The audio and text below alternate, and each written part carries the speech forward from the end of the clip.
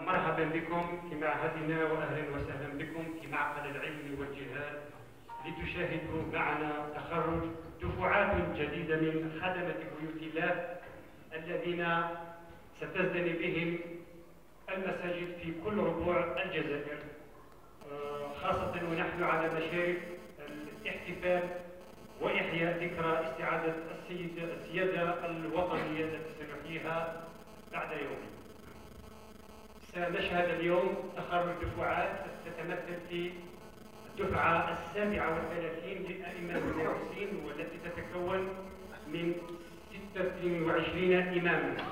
الدفعة الثامنة لأعوان المساجد مؤذنين التي تتكون من 25 متخرج،